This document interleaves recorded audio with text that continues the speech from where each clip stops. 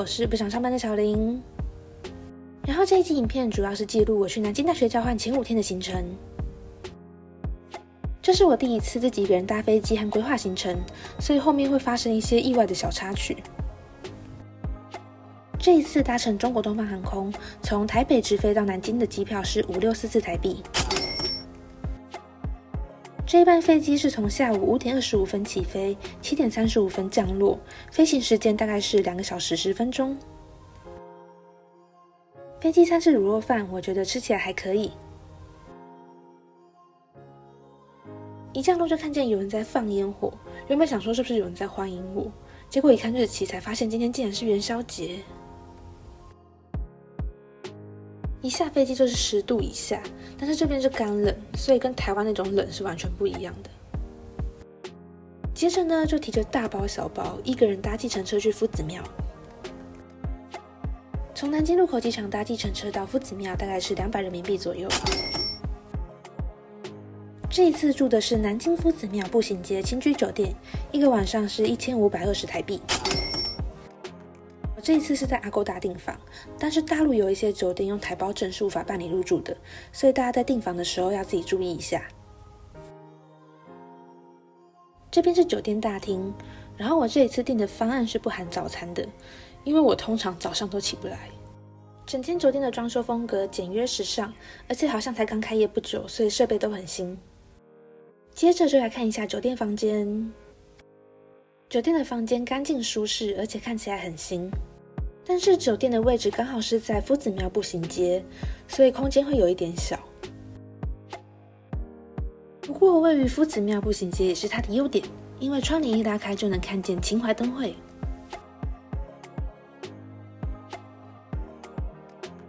厕所也很新，而且是干湿分离。不过整间酒店我还是最喜欢这3面镜子，因为早上起来化妆真的超方便的。接着就去逛一下秦淮灯会。秦淮灯会又被称为金陵灯会或是夫子庙灯会，是广泛流传于中国南京地区的一种民俗传统活动。秦淮灯会历史悠久，通常集中在每年的春节至元宵节期间举行。秦淮灯会是中国规模最大的民俗灯会，因此又有天下第一灯会和秦淮灯彩甲天下的美誉。原本以为夫子庙元宵节会人山人海，但是不知道为什么我逛的时候人好像不是特别多。接着就来到了乌衣巷，朱雀桥边野草花，乌衣巷口夕阳斜，旧时王谢堂前燕，飞入寻常百姓家。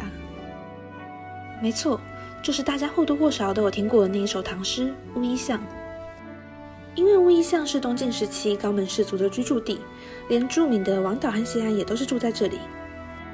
不过沧海桑田，人生多变，曾经显赫一时的达官贵族如过眼云烟，成了历史沉积，所以唐代诗人刘禹锡才在这里创作了那一首唐诗《乌衣巷》。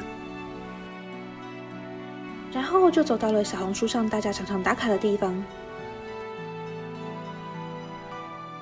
但不知道是不是我拍照的问题，我觉得这边跟我想的还是有一点落差。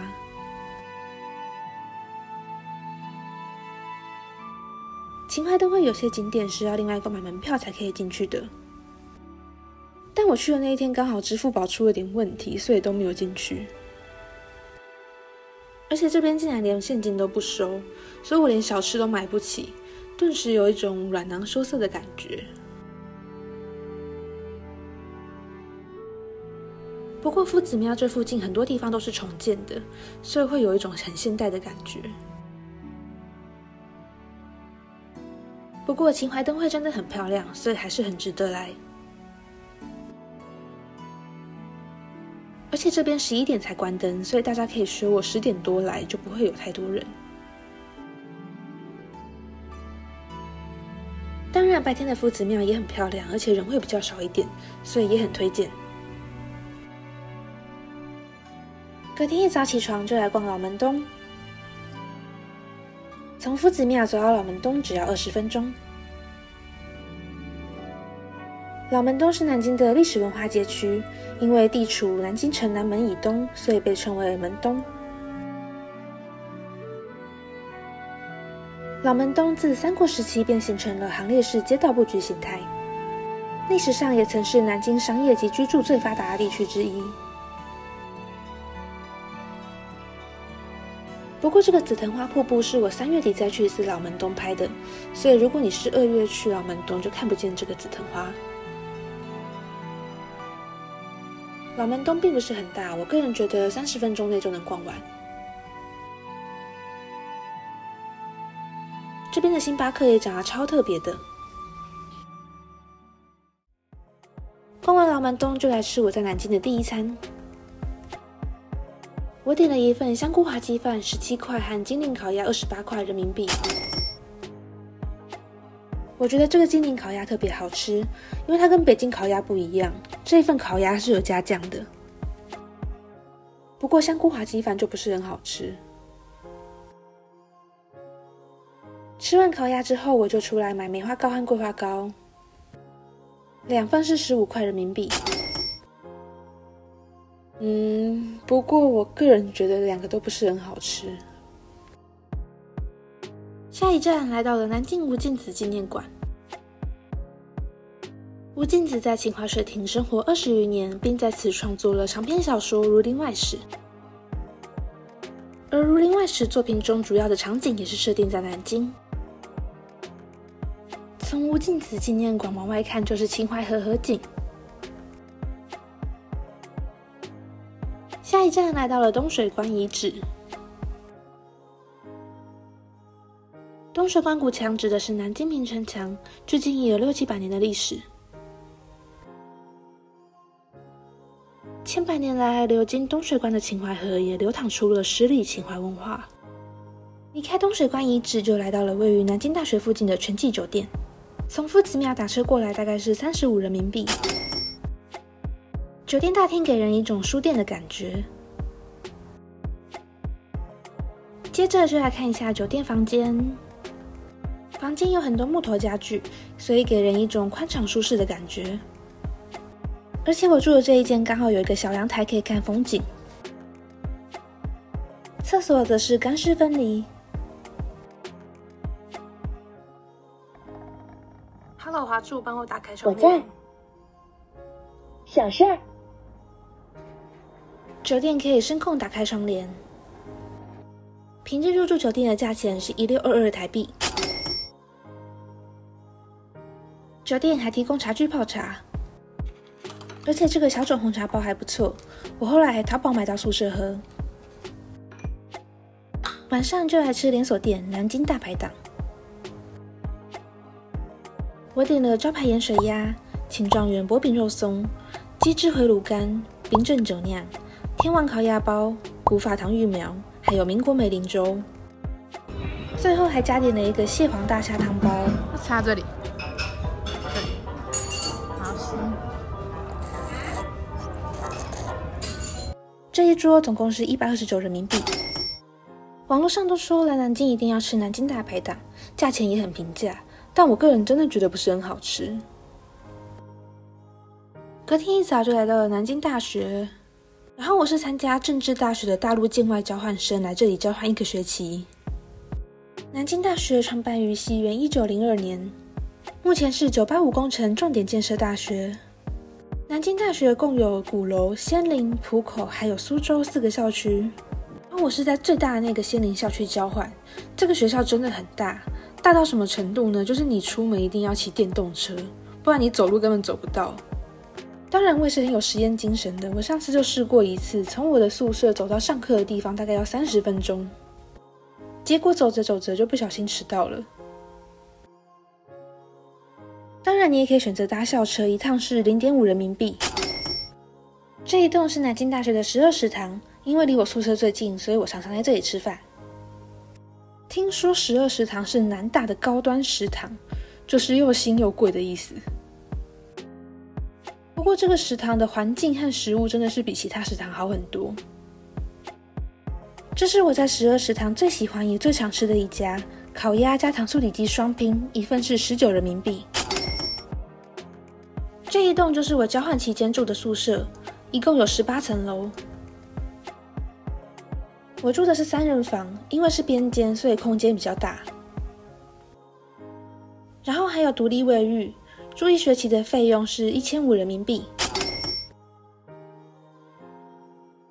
接着呢，就搭地铁来到金鹰湖滨天地吃晚餐。金鹰湖滨天地是离南大仙林校区最近的一个商场，所以我也很常来这边吃饭。我吃的这一间叫做蜜桃餐厅，主要是吃无锡菜的。然后我点的这一道叫做招牌火焰厚切牛肉，就是它端上来的时候真的会喷火耶，而且这一道菜真的很好吃。这一桌总共是213人民币，虽然很好吃，但我个人觉得有一点贵。这个是晚上的金鹰湖滨天地，很适合吃饱饭来散步。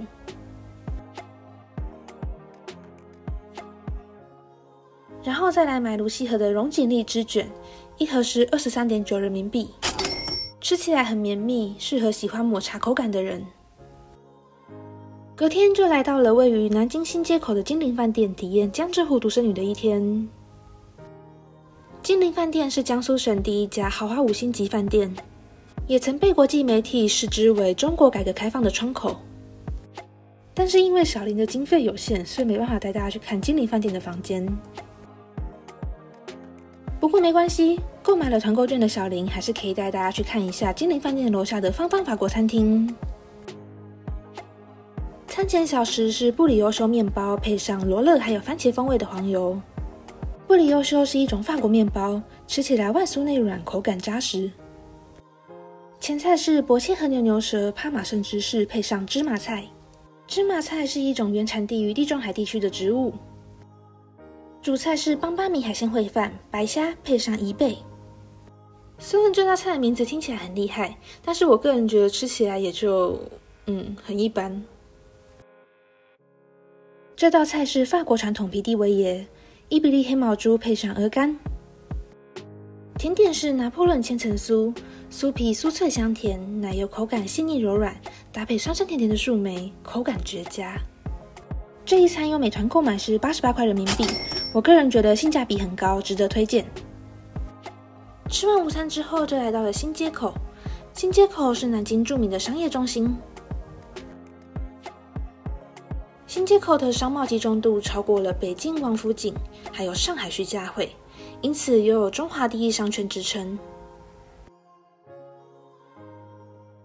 这一栋是德基广场，总建筑面积超过30万平方米，是新街口最大的奢侈品中心。但是这个商场有一个缺点，就是它的品牌都太贵了，一般人可能消费不起，所以像小林这种穷学生就只能去逛厕所了。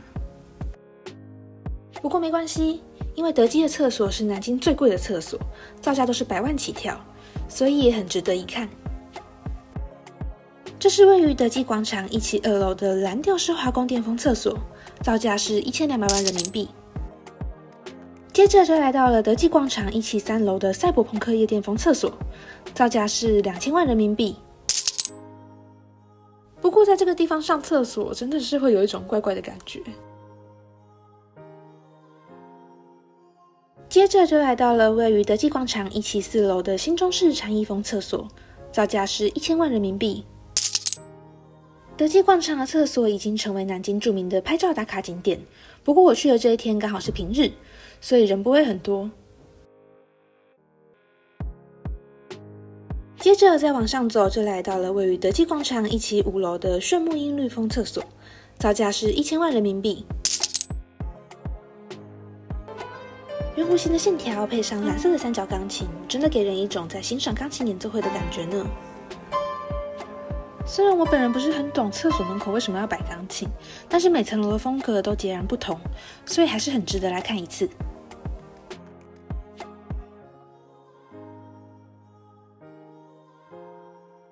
接着就来到了位于德基广场1期6楼的热带雨林风厕所，造价是800万人民币。地上黑白相间的形状像蝴蝶的翅膀，天花板上镀着如蜜蜂般的装饰品，大厅中央的喷泉开出满满的白色花朵。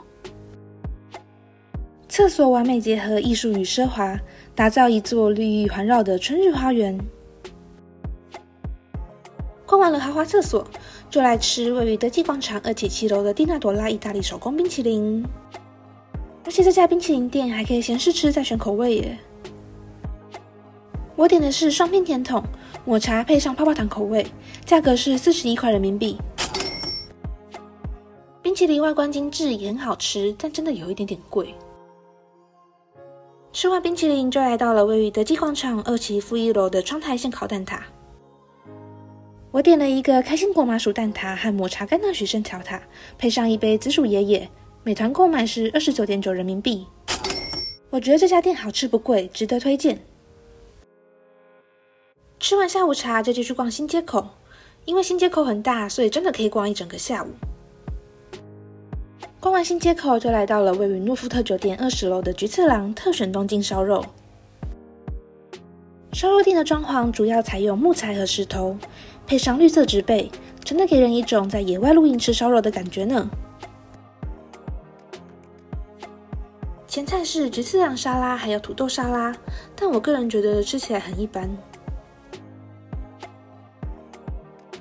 烧肉的部分有巧克力熟成和牛、牛腩膜蒜香黄油、和牛肋条、墨鱼肠，还有黑毛猪五花肉。然后店员就会过来帮我们把巧克力熟成和牛外面的巧克力敲开。敲就行了，刚才那个放太久了，刚刚那个哭哭敲敲的。但是这个巧克力主要不是拿来吃的，我偷吃了一块，发现真的不太好吃。最后你就会得到一块从巧克力里面拔出来的和牛哦。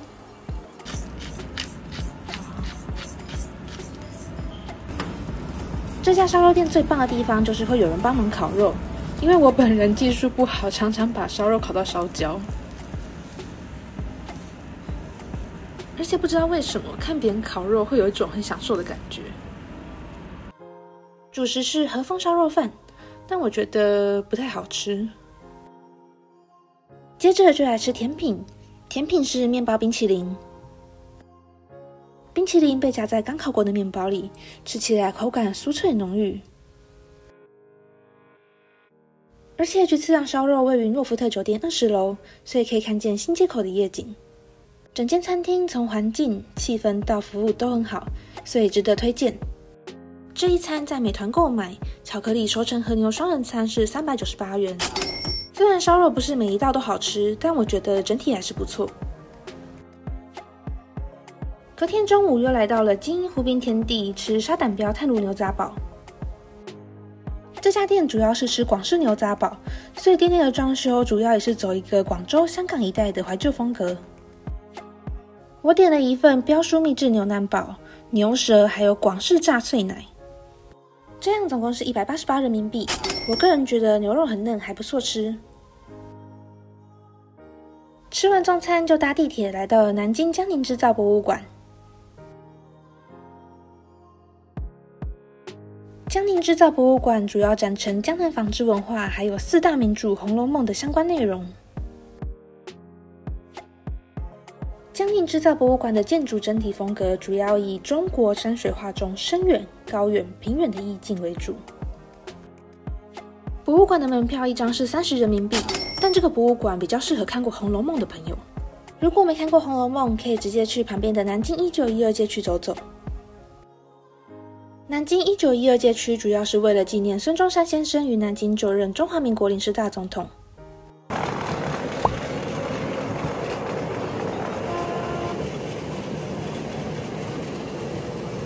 南京的1912街区主要以民国的建筑风格为主，现在是民众的休闲娱乐场所。而我的娱乐就是刮刮乐，而且只能刮10块的，因为我预算只有10块。结果刮10块竟然中了20块耶！决定拿这笔钱晚上去吃烤串。接着呢，就来到了南京万象天地。南京万象天地主要是以百货公司、街区加上古建筑所组成的商业综合体，而且是2022年才开业的新商场，所以看起来很新。商场旁边还有地铁站，所以交通很方便。完商场，就来到了位于万象天地 B 馆4楼的白玉串城朝鲜族烤串。这家烤串最大的优点就是拥有360度自转无烟黑科技烤炉，可以自动旋转，无需动手，简直就是吃货的天堂啊！而且这个烤串自己转来转去也太可爱了吧！我个人推荐招牌白玉、鳗鱼串、香菇烤串，还有荞麦冷面。这样吃完总共是226人民币。我个人觉得有一点点贵，但是真的很好吃。就是它的牛肉串吃下去真的会有一口爆汁的那种感觉。我觉得这间店真的是惊艳到我了，是我目前在南京吃到最好吃的烤串。吃完饭后就搭车回南京大学，结束这5天的吃货行程。没有莲蓬头，所以只能这样发泄。你这样弄得我超狼狈的。新生画面。好了，够了，够了，不要太多。而且这个牙刷还是小爱肉这女给我的，对啊，是全季酒店的牙刷。对啊，高级牙刷，你看看。唉，悲哀，很悲哀。我妈最喜欢吃你的。他吓到了，哦呦，手机差点掉进去。因为我不想花6块钱的水喝。超抠。哎，它能下来。它能爬树哎。哦，有，害怕了。我刚。